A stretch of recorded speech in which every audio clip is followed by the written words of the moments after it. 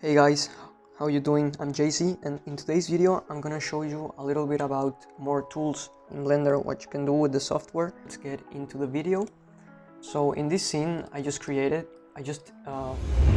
clicked Shift A and imported a cube, just a basic cube. If you select your cube and you go to here, you have this like tabs where you can just mess with this stuff I'm going to show you. The first one we have is the render properties. So basically Blender has two render engines, cycles. Well, three. Workbench, we usually don't use it, at least I don't use it, but the main ones are Eevee and cycles. So Eevee is like a real-time render engine. There's a lot of like differences between Eevee and cycles. So if we jump to cycles, we have like a much more accurate representation of light bounces, and stuff like this. So you're getting like accurate lighting. So it's a powerful render engine. If you want, guys, I can make a separate video about rendering.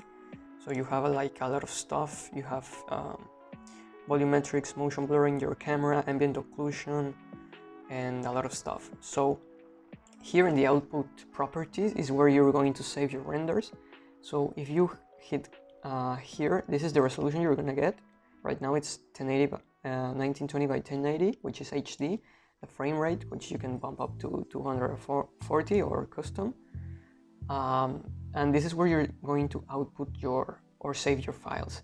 So the file format you can get, there are different types of files you can get, which are PNG, JPEG, Targa, OpenEXR, TIFF, and all of these, and these three which are for video.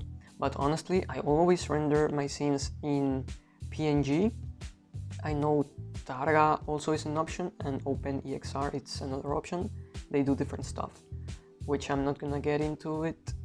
So yeah, right here for rendering, you can view your render layers. So if you turn the path of mist, you have different types of light, and you can render your scenes like that. This is your scene. This is where you have all these parameters also. Check it out. So the world properties, which right now it's just like a background. If I hit here and I change the color, it's gonna change because I am in the render mode. But if I switch to look depth or this type of viewport shading, you're not gonna see the changes. So I'm gonna stay here. This is where your collections are. This is where your properties of your object.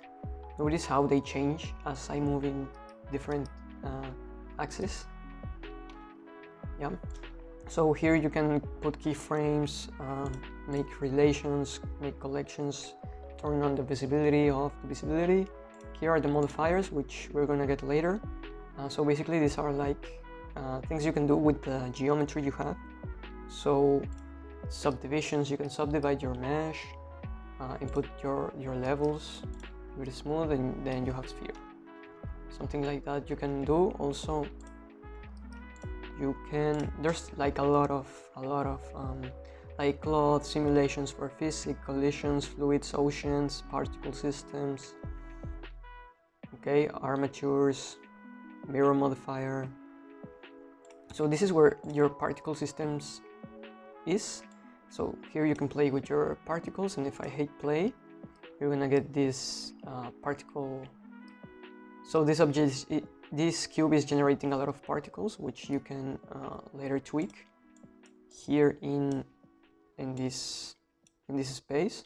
So you can turn the rotation, you can randomize the rotation, you can do a lot of things. You can do like physics if you want, like for example like field weights, like if you want them to have gravity, like the particles with gravity,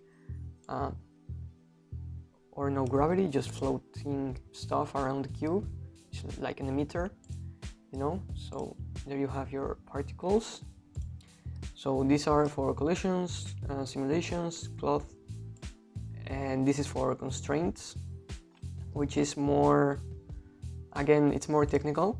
I'm not gonna get into it. This is your object data properties and your materials.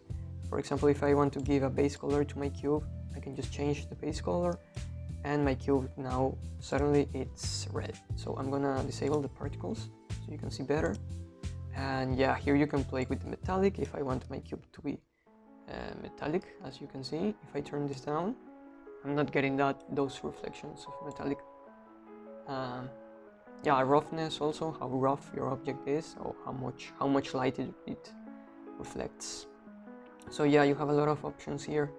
And well, guys, that's basically it. For the upcoming tutorials, we're gonna be using this like toolbar. We're gonna be using different types of options, especially here in the modifier properties and object properties. So that was it for the video, guys. Hope you liked it. Comment down below what you want to see next, and I'll see you in another video. Bye.